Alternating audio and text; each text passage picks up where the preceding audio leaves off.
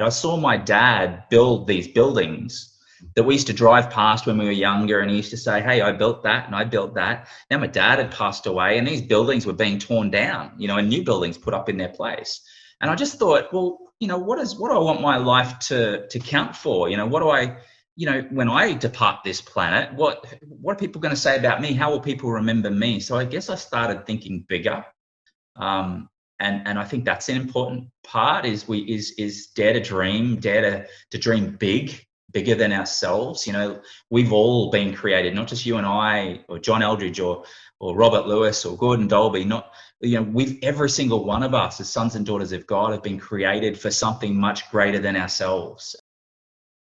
Sons, welcome back to the Being Sons podcast. My name's Jay Heck, and we are in part 2 of a 2-part interview with a good friend and mentor of mine, Darren Lewis. Darren, in case it wasn't clear from the last podcast, is the founder and the director of a ministry in Australia called Fathering Adventures. He uses adventure to take fathers on one-on-one adventures with their sons, with their daughters, at different ages and stages, to help fathers learn how to father well and to create moments of reconciliation between fathers and their children, and to help sons and daughters have a vision for what God created them to become as men and women.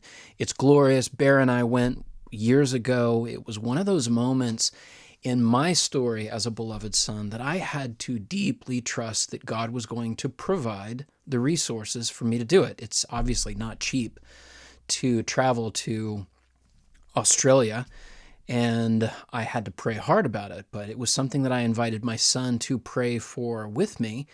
And what's interesting is that my son kind of knew that I was a recovering orphan, and that money was something that I worried about a lot more back then than I do now.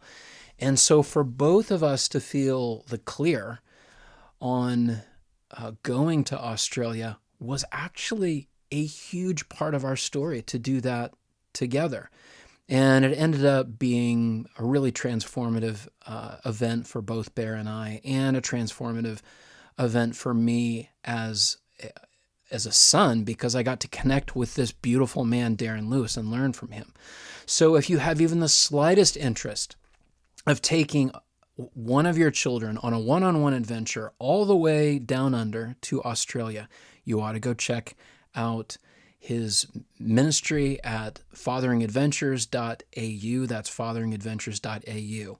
So last week we talked about the beginning of Darren's journey from orphan into sonship. And so what we're going to talk about in this half of the podcast is, what does it look like to be the beloved son? How does one become more and more the beloved son? How do we live in that? What are the challenges? What are the invitations? What does that look like?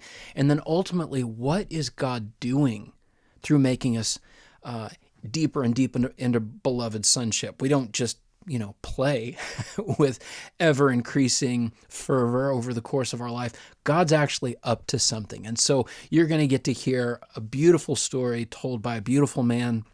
Welcome back for part 2 in this conversation as we walk and talk a mile with Darren Lewis about the tried and true road to being sons.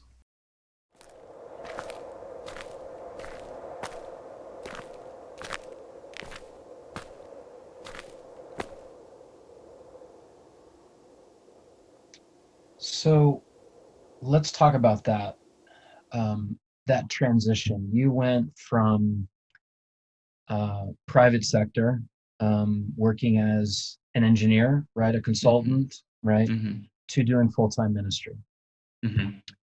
Now, it's very easy for me to crawl into the skin of many men that I do life with and feel what they feel.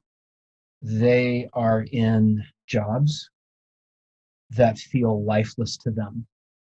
And when they begin to taste life in something, of course, God pulls us into Christianity, because he just doesn't pull us into Christianity. He pulls us into a very particular story inside of Christianity, where our brokenness, somehow we begin dreaming that somehow some place in our brokenness could be our place of genius. And so we begin thinking, how could I orchestrate a story alongside God that is better than the one that I'm in right now? And we often picture ourselves, as I did for 12 years in the private sector. I just wanted out. I just wanted to go into a life of ministry with purpose. And I had this feeling that it was going to be more fulfilling. It was going to be easier. Sorry. No, that's the reaction that I wanted right there. Absolutely. Right. Okay. That's it, right? So what do you have to say about that Son of God who's looking and maybe listening to you and I, whose story, you and I share something in common that we don't share with that many men.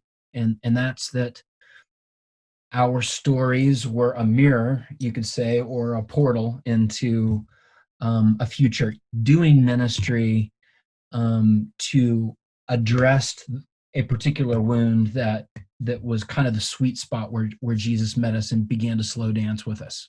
Mm-hmm. So what would you say to the guy who's beginning to feel life as he's encountering Jesus, is beginning to experience God as a loving father, and there's this feeling like everything would be great if I could just quit my job and I could just go do ministry full time? To just enjoy, receive, don't try and rush, trust the process, trust your father. It's dare to dream, and understand that the time frame is not necessarily our own time frame. There is a process involved in that. I think about Jesus, and I think about, when he first called his disciples, and specifically, Peter and Andrew and James and John, and here's these seasoned fishermen, and they weren't doing so well. And he kind of met them in their failure. He kind of showed off a little, and kind of showed them how to fish, and caught the catch of their lives. And so he met them with where they were at, but then he gave them some direction that was within keeping, but it was something so much more. I will now make you fishers of men if you come and follow me. So there's an invitation, and so it's a response. It's our response to his invitation. And for me, I can't speak about others, although I have seen this happen in others as well, is that there was this, what I refer to as a growing discontent, because that sounds more better and than the growing hatred. I mean, I was coming to hate the work that I was doing. There was just a sense. There was a, I officiated my dad's funeral in 2004.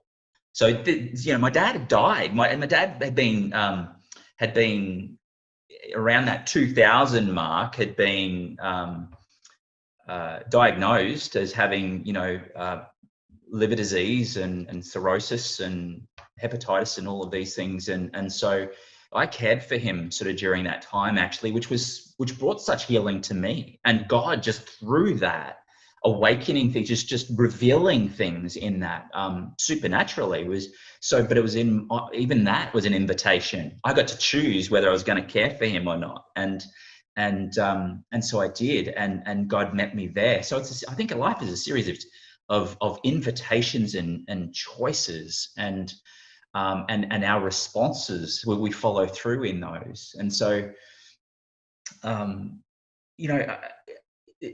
trusting that in the midst of, and you don't feel like it, you don't feel like trusting it, in the midst of part of you dying. So there was this senselessness that I had. I saw my dad build these buildings that we used to drive past when we were younger, and he used to say, hey, I built that and I built that. Now my dad had passed away and these buildings were being torn down, and new buildings put up in their place.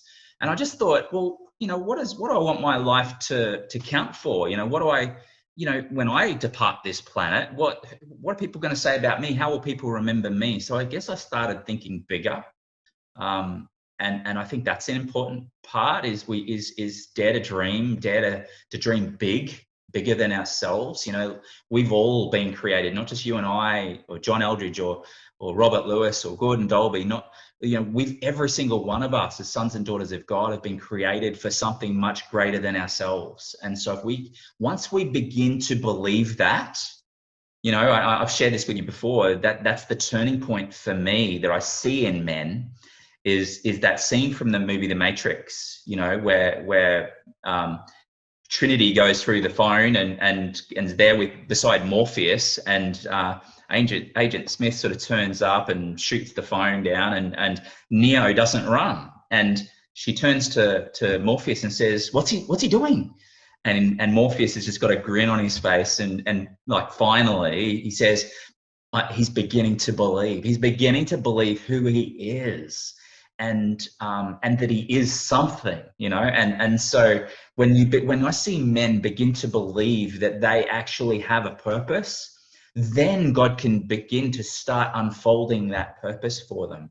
And it's just a matter of holding on and going for the ride. And I laughed before, Jay, and again, I'm sorry for that, but because that just wasn't my experience. Life, just because you're doing what makes you feel most fully alive, and I get that, I have that is my experience. That doesn't mean that life has not been tough.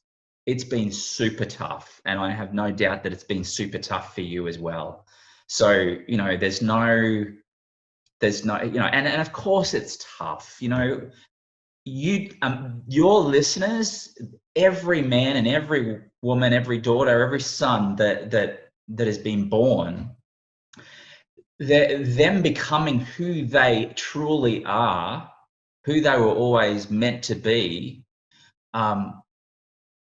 is opposed, was opposed, has been opposed, and so from day dot, that's been opposed, and that opposition doesn't stop just because you're doing what God called you to do, created you to do.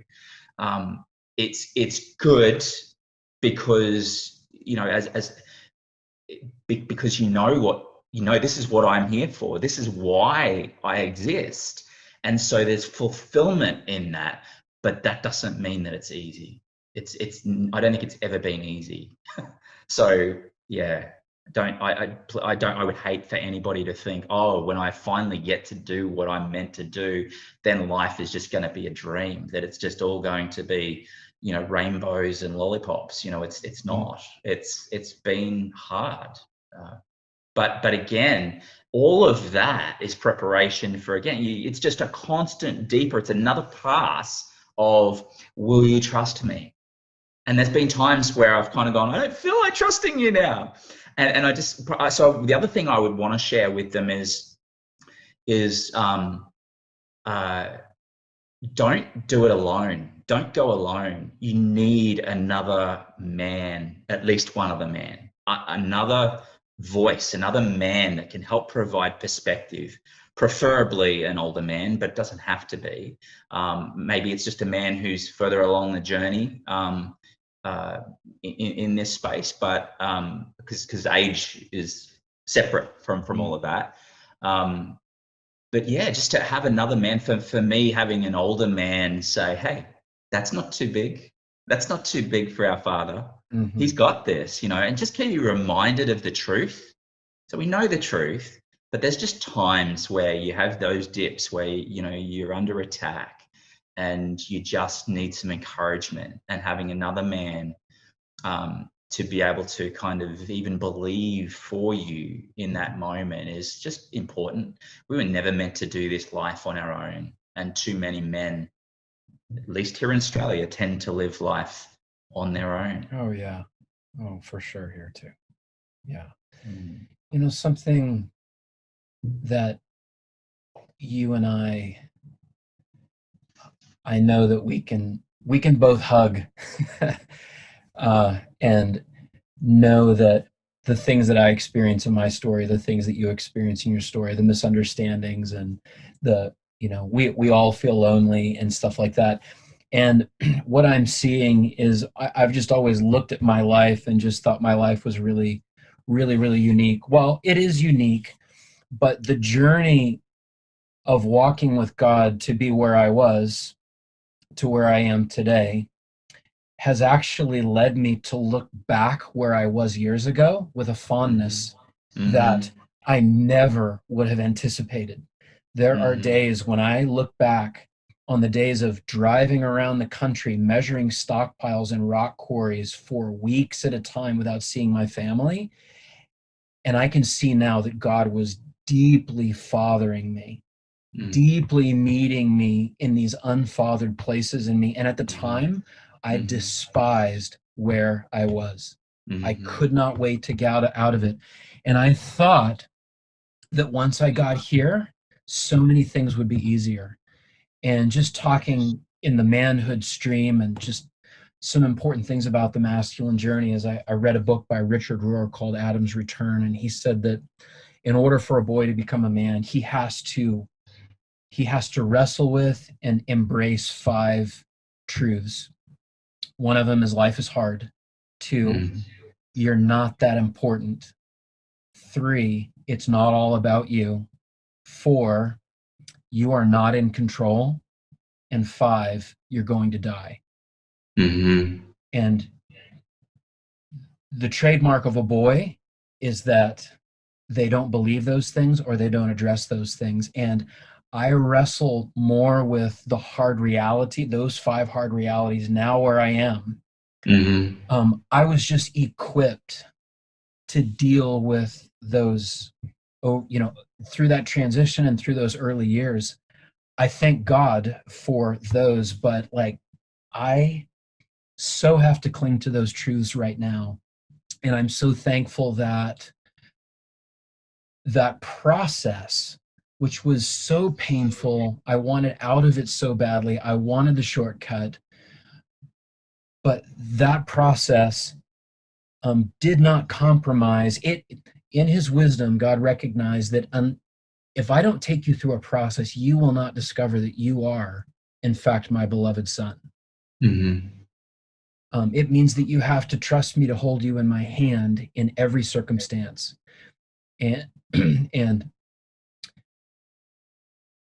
beloved sonship is the rescue for me day after day after day after day.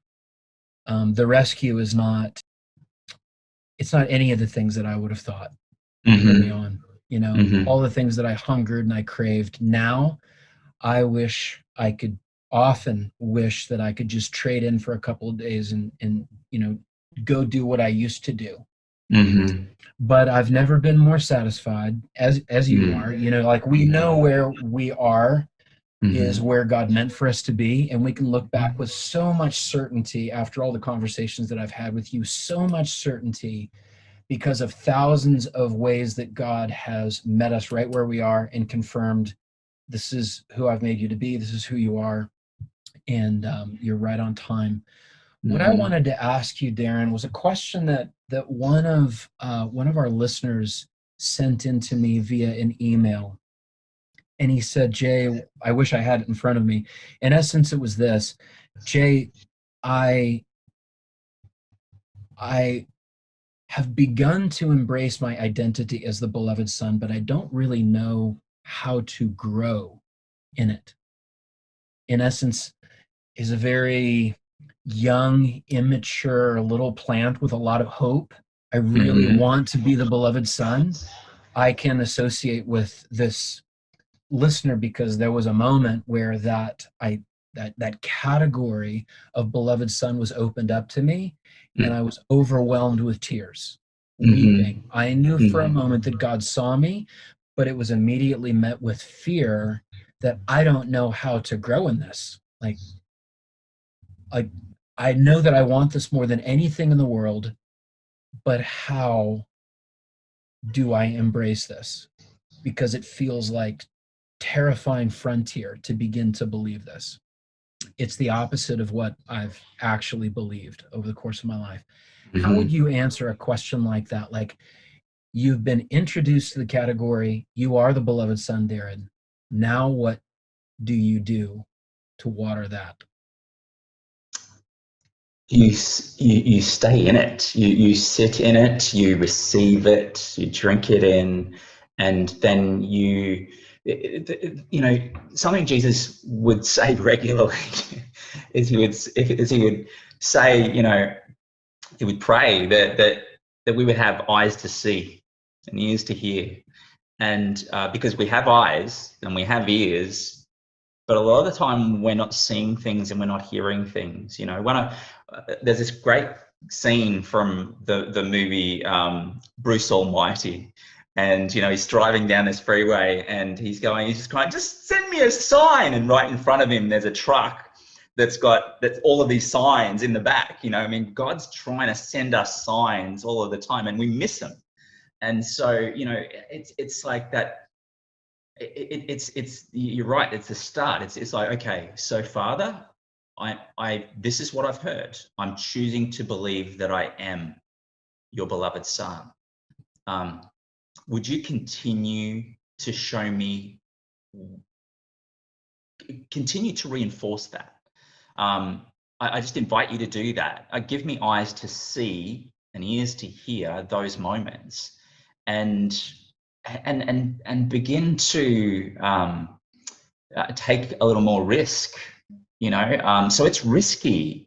It's risky to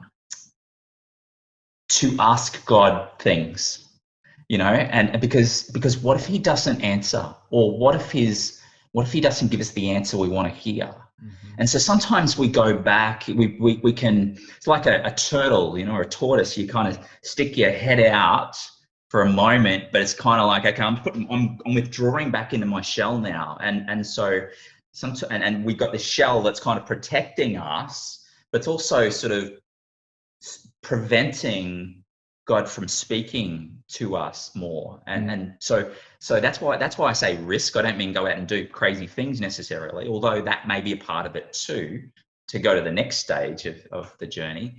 That whole cowboy, ranger, adventurer type sort of stage. There's a part of that in there as well.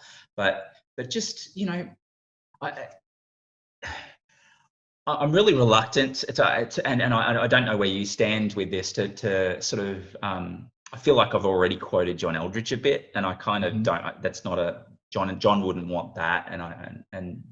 But these are sort of ways. So can I just share a couple of experiences? Absolutely. So, the first time that it became true for me, truly true. I mean, obviously when I think he first began to speak to me was like, oh, God's speaking to me. He's chosen to speak to me, and I know it. I know it's him. And so, well, okay, he must love me to want to, speak to me. Because my dad didn't really speak a lot to me, I gotta say. It was only when I was doing something wrong, something he didn't like, that he'd speak. So another time was in the Teton Mountains. And so when I went there, my other son was 13 and the minimum age was 14. And I remember just sitting back one day, right at the very start, saying, Father, what's this? This is a father-son adventure that I'm going to be co-leading here. And yet I don't have my son. And so to his response to that is Darren, this is a father-son adventure. This is you and me. You are my son, and you and I are going on an adventure together now. And that's the way the whole thing was. And in fact, there was this one particular moment, we'd just finished rappelling, like rock climbing and rappelling on the Grand Teton. And we were coming down, and that was my first ever rock climbing experience and rappelling experience. I think I had rappelled once before, and was petrified of heights. But anyway, I went and did it. So I was coming back and walking down to Jenny Lake, the ferry at Jenny Lake there, and I sensed God said to me, turn around and look back at the Grand Teton. And so I turned around, I looked back, and he said to me, he said, Darren, I created the Grand Teton for you. And in that moment, I was just like, oh, yeah. I was dismissive. I was like, yeah, you created it for me. I know you knew I was going to be here, but you created it for everybody. I mean, there's lots of people that have enjoyed it. And he said, no, Darren, I want you to sit in this space for a second. I knew you were going to be here this moment. You are not here by chance. This is for you. I created it for you. And to actually begin to receive that, to choose, I had to make a choice to receive that. I'm choosing to believe that what you are saying is true there about that. As corny as it sounded, right? But okay, all right. So that was in June 2007.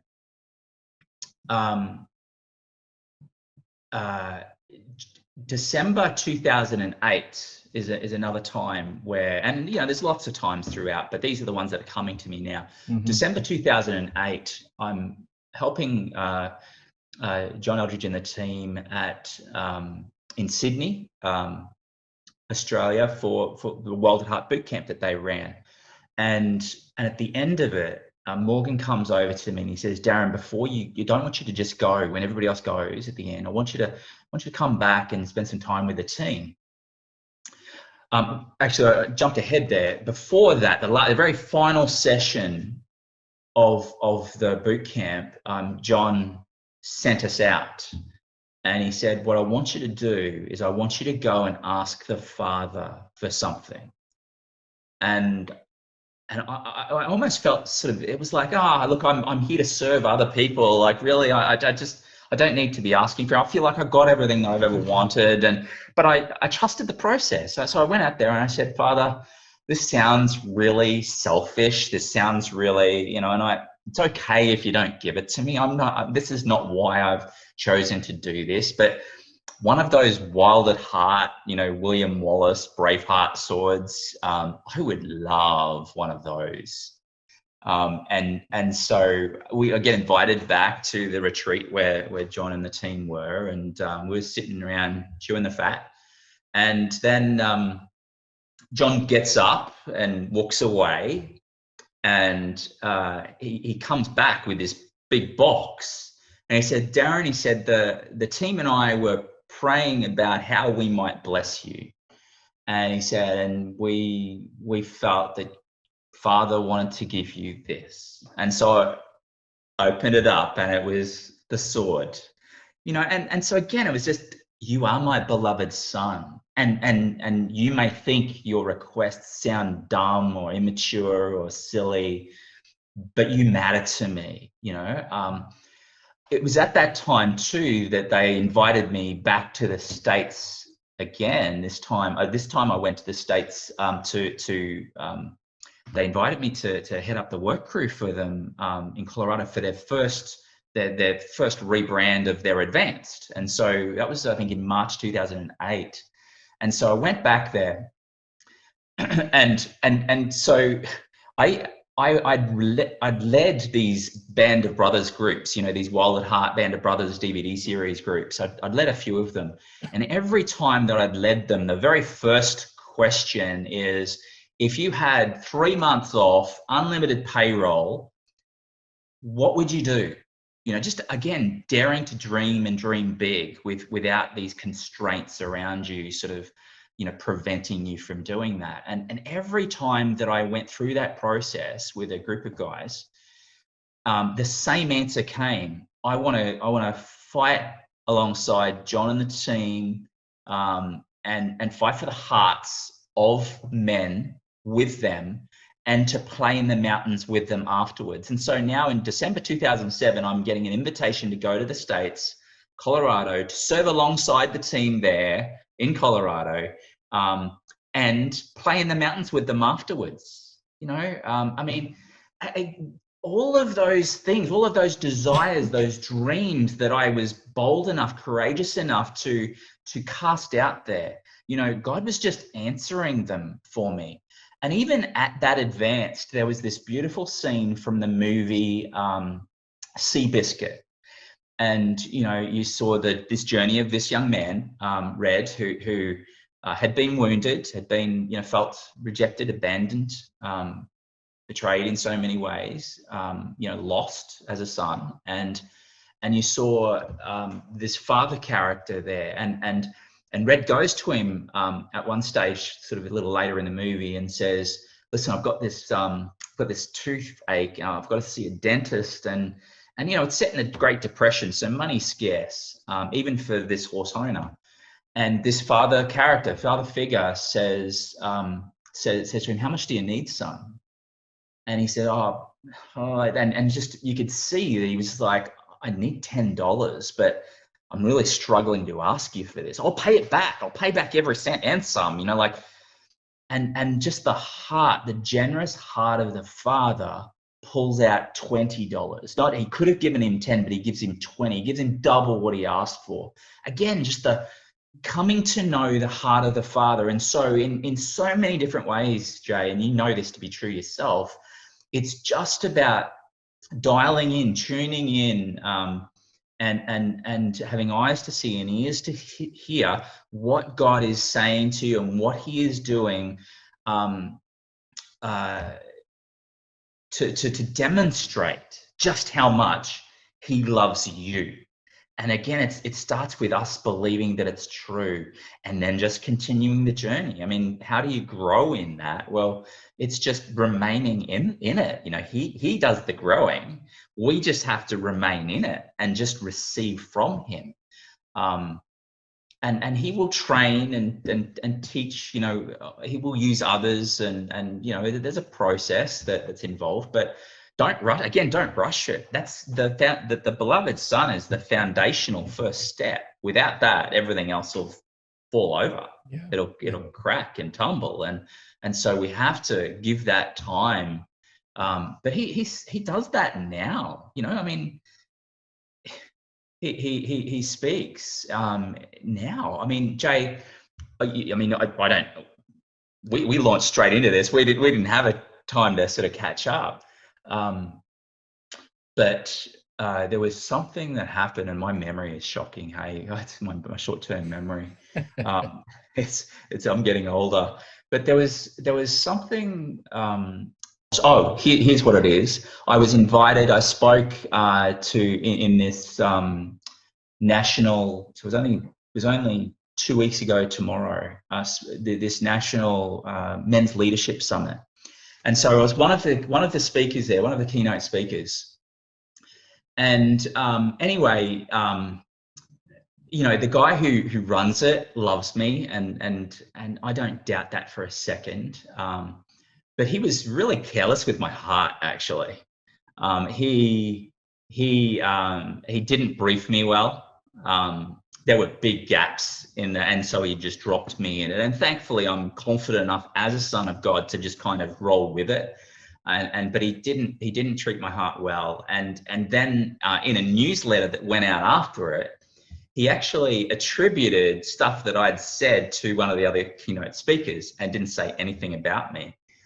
It was actually feedback that one of the participants had given, and now he was quoting it instead of correcting it. It got attributed to the other speaker. Mm-hmm. And I shared my heartache, if you will, with my wife, and I said just the carelessness of this man, and just there wasn't seemingly a whole lot of honor in and around that, and that's not my motivation. And so I said, I feel like this is my flesh. I feel like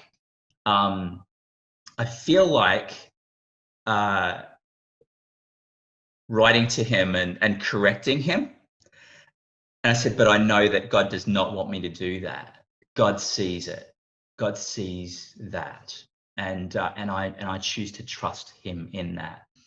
So within a matter of days of that moment, it may have even been the next afternoon, I get an email from this solicitor, And he basically just said, listen, we have somebody who wants to, now this is the first time this has ever happened to me. We've been operating now for 13 and a half years or whatever, 13 years. And this has never ever happened to me before. But I have a client who wants to include fathering adventures in his will. He wants to leave you a sum of money, when he passes away, and for the work that you do. And I'm like, what's with that? Like, what? And so at first I didn't believe it. It's just like, this is a scam or something, because he was asking for some details. And but I answered the details. There wasn't too much information I needed to give away. And then he came back again and asked for more detail. And anyway, long story short is that it was legitimate. And he couldn't tell me who it was, but this solicitor, actually signed off the bottom of, I really enjoyed your part and what you shared in the MLS, the Men's Leadership Summit. I suspect it's the solicitor that wrote Fathering Adventures into his will, because he saw what I had to give. And so again, looking beyond that, that was just the Father saying to me, Darren, I see you. And you're right, you're not your own defender. I am your defender. And I am going to bless you, And so I just as we walk with him, he has these good gifts that he wants to give us. And I may never see that. I might die before this other guy dies, and Fathering Adventures might fall over. It's not about that. It's not about the money. It's not about whether it was 2 cents or $2 million. Like, it's about what the Father was saying to me in that. I see you. Yeah. And thank you for trusting me instead of trusting yourself and yourself alone. I know where you've come from, right? And just, so it's just a constant daily thing of just walking with him, receiving, seeing him and hearing him and receiving from him. And it just does something in you. You almost become expectant. Does that kind of answer your question, Jay? I feel like that was again a long way. No, it does. And I can identify with everything that you said. There's just so many stories that, taken individually, don't seem to have a whole lot of impact on our movement or our evolution from being orphan spirited to sonship spirited, and operating in that with a lot more confidence. But you talk about having the courage to believe. And I think that's absolutely the answer for me too, is that you think, I like to simplify things, and I think about Jesus in essence being crucified because he claimed to be the Son of God. And we are not much kinder with that accusation. We have a really hard time believing that we could be that. And or that he is that he is exactly that our Father is who Jesus said he was. Right. Exactly. When we're being really brutally honest and true, and you have to be. Hearts. Yes, and you have to be. Yes, you're right. Like, you can't become the beloved Son without God in his wisdom and in his brilliance unearthing all of it. Somehow we think the process to becoming a beloved son will not have all those obstacles in the way, but that's actually God's way of cementing our resolve. He has to bring up every lie, every agreement. It has to feel true in the moment.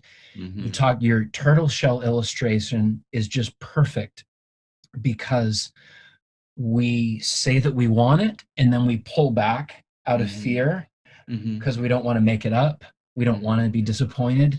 And yet it's facing all those fears and the possibility that God could actually be the perfect Father that we've always wanted, and that we could actually be the beloved Son, the apple of his eye, but Mm-hmm. those things take tremendous risk. And I Mm-hmm. can recall many years ago as a Christian, before sonship was even a category for me, there was a scripture that I read in Jeremiah. And the thing is, back then, like, I have no idea how I read this, but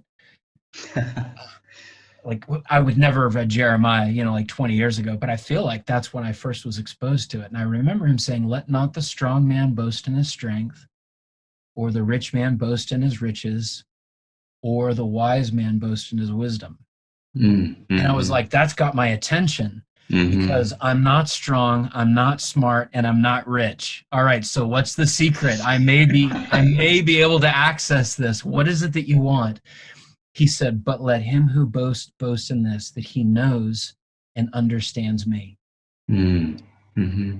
And to become the beloved son and to begin to take that journey is to accept the invitation to know him in an intimate way, which Mm-hmm. requires a two-way dialogue, a Mm-hmm. disagreement with God as Father, that you're not making these things easy on me. Why are you not? And him responding back, "Son, that's because life is hard.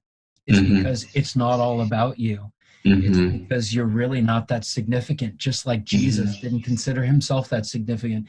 It's Mm-hmm. because, son, you're not in control, and it's because you're going to die, and you Mm-hmm. will actually never begin to feel or experience being the beloved son until you deal with those realities. And the more Mm-hmm. that you can trust that those realities are true, and you can lean into me, Mm-hmm.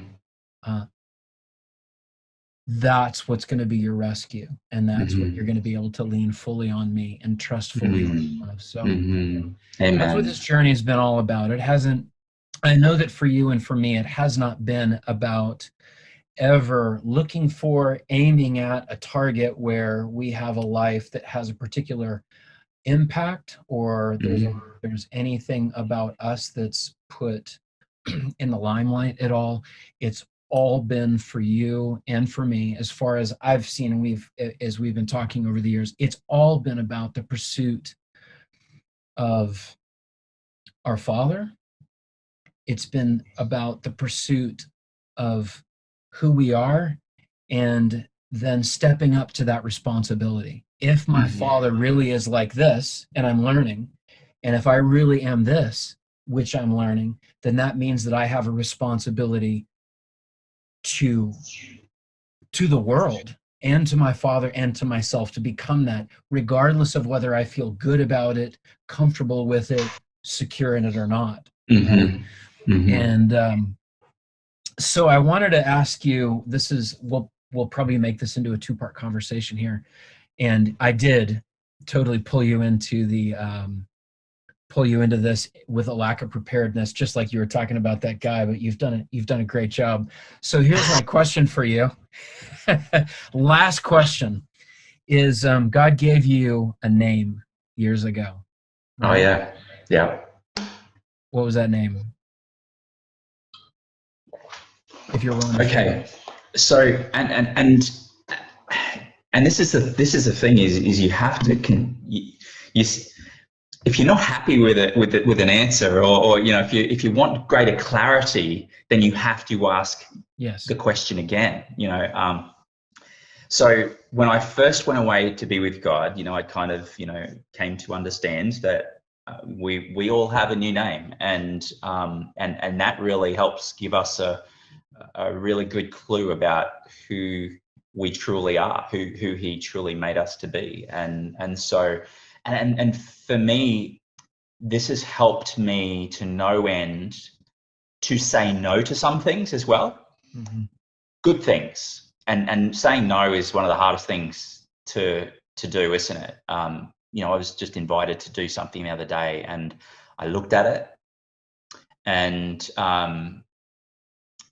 it's like I didn't need to sit down and pray with it. It's like I'm sure this is your experience too, is you're kind of communing with the Father all the time, and it's kind of like, but there was this, like, I just knew that I wasn't to do this, what I was being asked to do, what I'm invited to do. And I knew it because it wasn't in alignment with who God says that I am, or and in regards to this name. So the new name that He gave me on my first attempt was Destiny Warrior, right? And it was like, so Darren, you have to fight for the destinies of others.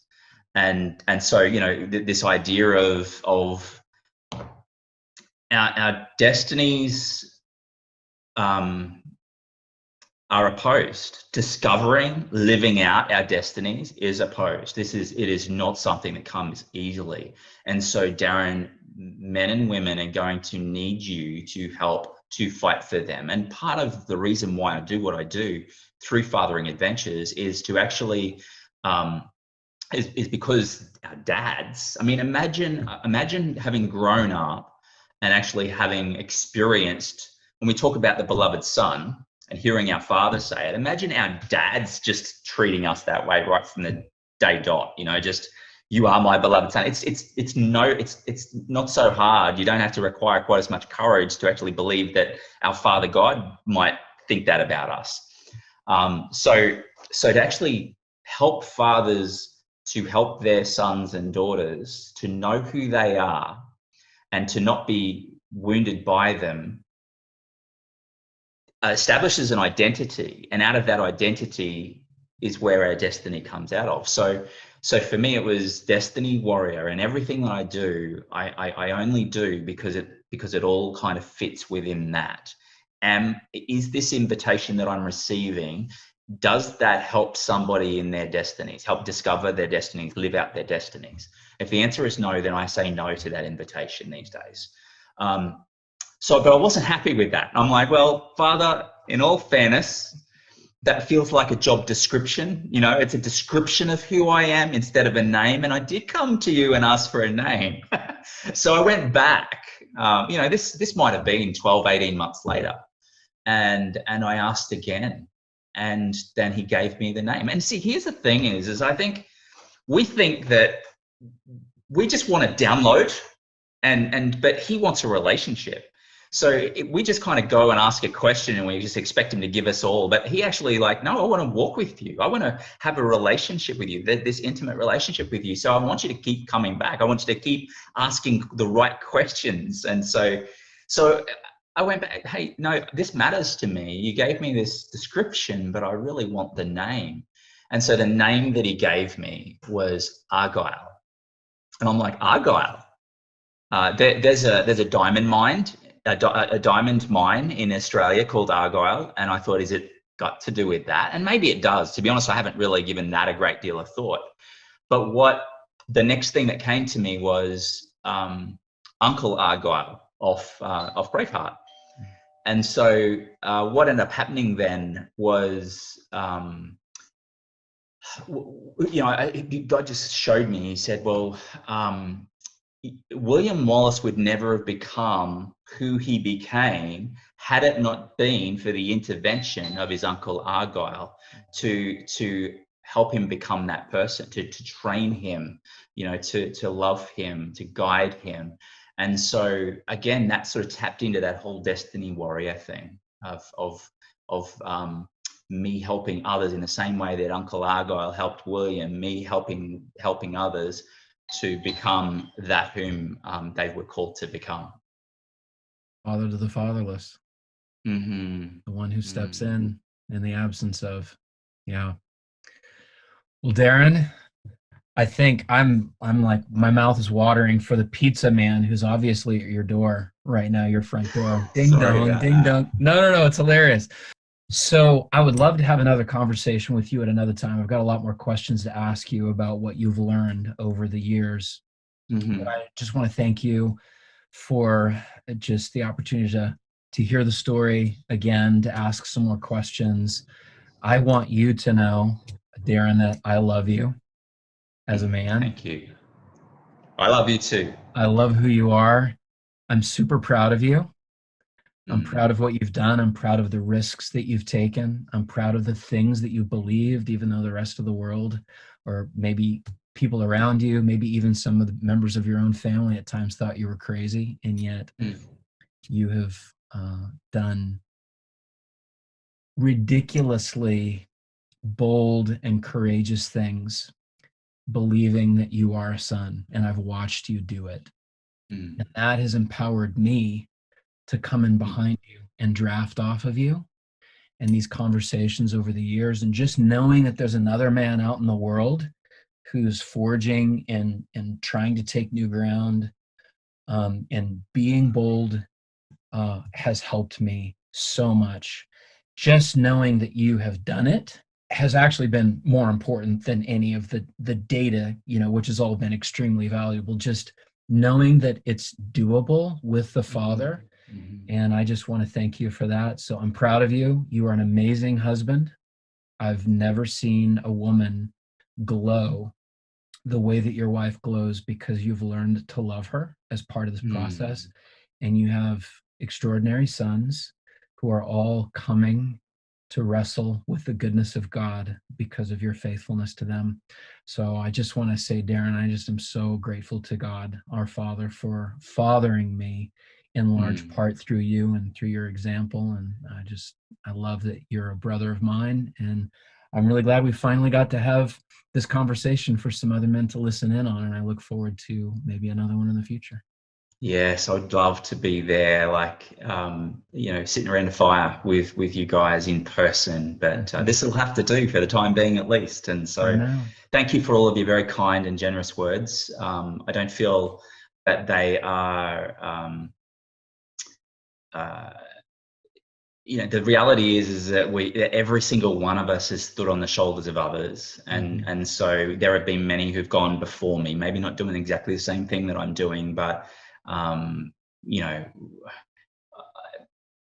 don't feel deserved of everything that you said, but know that I'm very grateful for those words and that honor, and it's just been a joy to get to know you. And I was really looking forward to our conversation today, and that was before I knew that you were going to record this.